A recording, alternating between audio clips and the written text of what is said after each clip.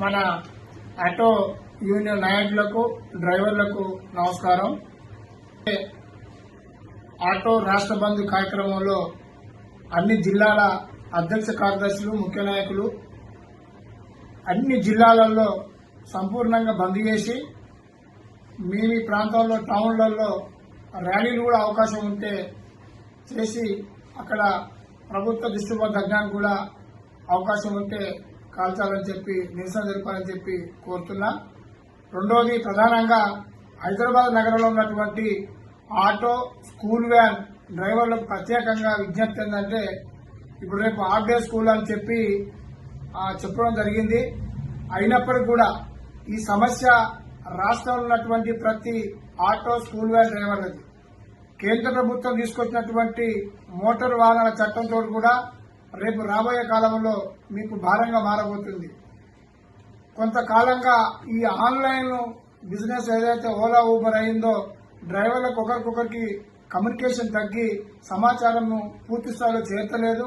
కాబట్టి దయచేసి రేపు మీరందరూ సమిష్టిగా ఒకరికొకరు చెప్పుకొని రేపు 10 గంటలకు హైదరాబాద్ నగరంలో ఉన్నటువంటి గ్రేటర్ హైదరాబాద్ నగరంలో ఉన్నటువంటి ఆటో డ్రైవర్లు, వ్యాన్ డ్రైవర్లు, ఆటో డ్రైవర్లు అందరూ సుందరయ్య విజ్ఞాన కేంద్రం బాలింగపల్లికి 10 గంటలకు వచ్చి అక్కడి నుండి ర్యాలీ స్టార్ట్ అయితే నారాయణగూడ వరకు మీరు మీ అన్ని బంద్ చేసుకొని అక్కడికి వచ్చి ర్యాలీని విజయవంతం చేసి మరి ప్రభుత్వం పైన ఒత్తిడికి ఎంతో ఉపయోగపడుతుంది. మీరందరూ భారీ ఎత్తున పాల్గొనాలని కోరుకుంటున్నా. ఎందుకంటే ఇది ఆటో కార్మికుల జీవన మరణ సమస్య. దండలు లేక అనేక మంది ఆత్మహత్యలు చేసుకుంటున్నారు. కాబట్టి మనం ఒకరికొకరం తోడుగా ఉండి వాళ్ళ మనోధైర్యం కల్పించాలంటే ఈ బంద్ సంపూర్ణంగా జరగడం వలన ఆటో కార్మికులు మనోధైర్యంగా ఉంటారు. ప్రభుత్వం కూడా ప్రాబ్లం వీళ్లకు చాలా ఉన్నదని చెప్పి గ్రహించి ఎమ్మెల్యే దిగొచ్చే అవకాశం ఉంటుంది. ఈ సమ్మె కనుక ఫెయిల్ అయితే డ్రైవర్లుగా మీరే దీన్ని ఫెయిల్ చేసిన వాళ్ళు అవుతారు. ప్రభుత్వం వెనక్కిపోతుంది. కాబట్టి నాయకులుగా మేము చెప్పే విజ్ఞప్తిని మీరు అర్థం చేసుకుని ఈ సమ్మెలో రేపు జరగబోయే బంద్లో సంపూర్ణంగా పాల్గొని జయప్రదం చేయాలని చెప్పి Telangana auto motor drivers trade union గా, అదేవిధంగా జేఏసీగా ఇలా ఏఐటీసీ, సిఐటియు, ఐఎఫ్టియు ఇతర ఇండిపెండెంట్ సంఘాలు పాల్గొంటున్నాయి.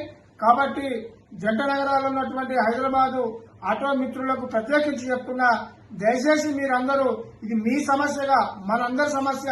మీరు చూస్తున్న రోజు ఆత్మహత్యలు పాల్పడుతుంటే కూడా మీరు పట్టించుకుంటలేరు అనే ఒకటి వస్తుంది. కనుక మీరందరూ మన ఆటో డ్రైవర్లు ఎవరు ఆత్మహత్యలు పాల్పడకుండా ఉండాలంటే ఈ సమ్మె ఎంత విజయవంతంగా జరిగితే అంత మనోధైర్యంతో ఉంటుందని చెప్పి ఈ సందర్భంగా తెలియజేస్తున్నా.